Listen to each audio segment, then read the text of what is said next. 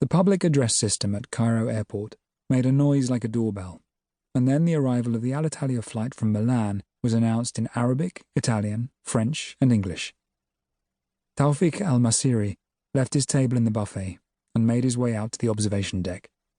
He put on his sunglasses to look over the shimmering concrete apron.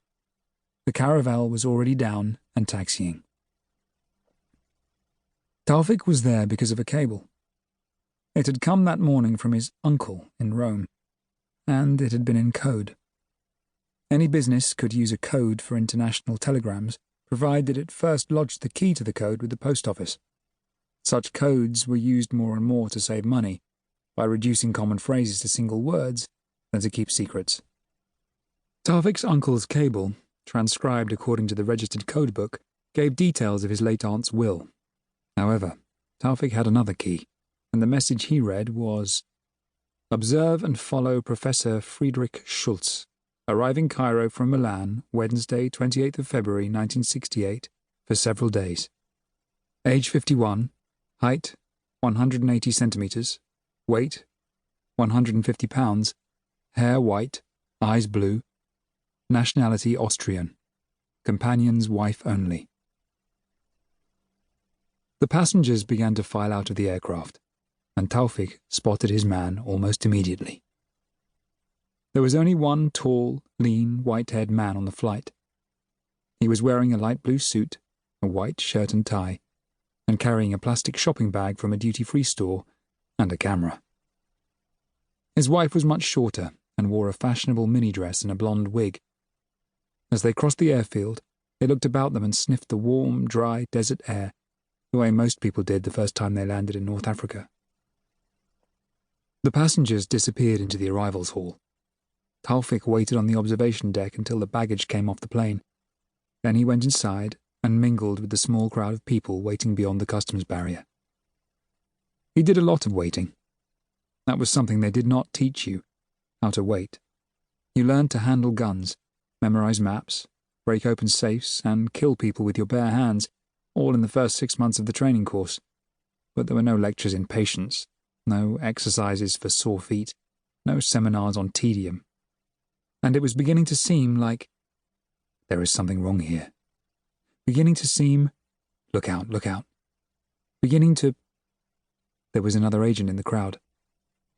Tawfiq's subconscious hit the fire alarm while he was thinking about patience. The people in the little crowd, waiting for relatives and friends and business acquaintances off the Milan plane, were impatient. They smoked, shifted their weight from one foot to the other, craned their necks and fidgeted. There was a middle-class family with 4 children, 2 men in the traditional striped cotton jalabia robes, a businessman in a dark suit, a young white woman, a chauffeur with a sign saying Ford Motor Company, and a patient man. Like Tawfiq, he had dark skin and short hair and wore a European-style suit. At first glance, he seemed to be with the middle-class family, just as Tawfiq would seem, to a casual observer, to be with the businessman in the dark suit. The other agent stood nonchalantly, with his hands behind his back, facing the exit from the baggage hall, looking unobtrusive. There was a streak of paler skin alongside his nose, like an old scar. He touched it once, in what might have been a nervous gesture, then put his hand behind his back again. The question was, had he spotted Tawfiq? Tawfiq turned to the businessman beside him and said, "I never understand why this has to take so long."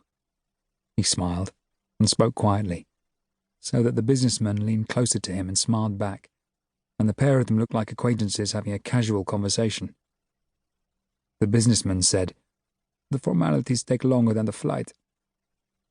Tawfiq stole another glance at the other agent. The man stood in the same position, watching the exit. He had not attempted any camouflage. Did that mean he had not spotted Tawfiq? Or was it just that he had second-guessed Tawfiq by deciding that a piece of camouflage would give him away? The passengers began to emerge, and Tawfiq realized there was nothing he could do, either way.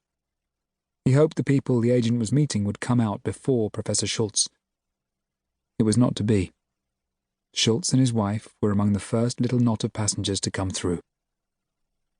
The other agent approached them and shook hands. Of course. Of course. The agent was there to meet Schultz.